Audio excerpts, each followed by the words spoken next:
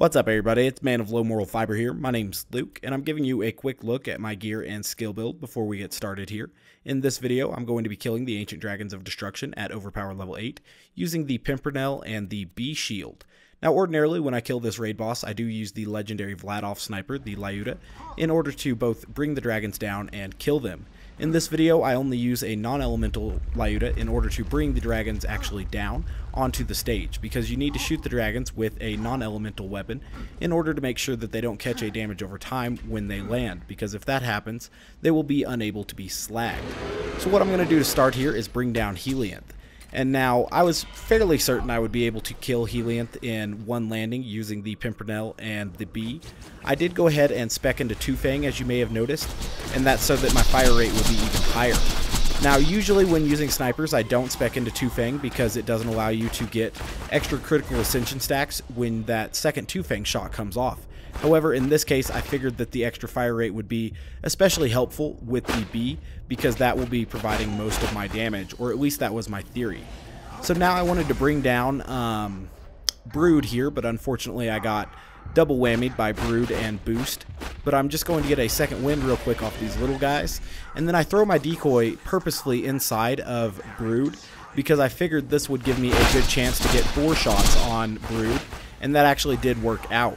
And that's one thing that if I was going to try to improve my Lyuda run, I would try to do, is throw my decoy actually, right in the chin of Brood there. Now, I figured that this part would be very important to kill Boost in one landing, because I anticipated that killing Incinerator would be especially difficult, and we'll get to that in a moment. But I definitely wanted to kill Boost in one landing so that it didn't level up Incinerator twice. And so I was really worried about this particular stage, but I was able to keep my B up for most of it, and that little portion of the stage helped me there, and I was able to kill Boost in one landing. So now Incinerator only leveled up once, however he does have the most violent head movements of any of these dragons, and he also has a significant amount of health. Beyond that, I am not wearing a Shockbone of the Ancients. Perhaps I should have dropped a Shockbone of the Ancients on the stage, because it definitely would have helped in this section. You'll notice that I actually killed all 3 of the first dragons relatively quickly. I mean, not as good as my best Lyuda times, obviously, but, I mean, they all still died in one landing and went pretty quickly. This was really my 3rd attempt at this. The first 2 I died pretty early. I didn't get the aiming quite right on Helianth, and so I actually died before Helianth was defeated and stuff. So this was the first attempt at which I got the aiming right on Helianth and killed Helianth there. I do believe you could definitely kill Helianth in one landing if you really tried, and then, don't die to Helianth and don't die to Brood, and you'd be doing a little bit better than I did here. But killing Incinerator is awfully difficult. His fire breath takes up a large area of space, and it will often lower your B shield, and that can be quite annoying. And beyond that, obviously you don't get the fire damage boost against Incinerator because he is fire element. So you lose a lot of potential damage against Incinerator, which is rather aggravating. And then obviously, since I kill him after boost, he has leveled up once, which only increases his damage reduction. And so it's difficult to keep your B shield up against Incinerator, and because his head movements are so violent, it's harder to get the good Pimpernel shots that I got on some of the other dragons. Now, the rest of this particular video is going to be me just dealing with Incinerator.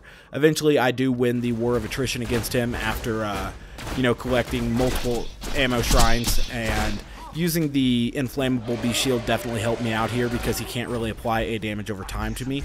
And so as long as I stay playing, relatively smart, Incinerator's not going to be able to kill me. And so that's pretty good, but it's difficult to keep my critical ascension stacks up on him. It's difficult to get those sweet spots shots off with the Pimpernel because he is so difficult to get those hits on when he moves his head so violently. Here was the only sketchy part. For some reason, he didn't land after I shot him. He shot a big fireball at me instead. And so I got into a little bit of trouble there, but I still had a couple transfusion grenades, so I was able to heal myself there. And I think for the rest of it, he doesn't deal any significant damage to me, and it's just me eventually wearing down his health bar. It does take quite a bit of time, but eventually he does die.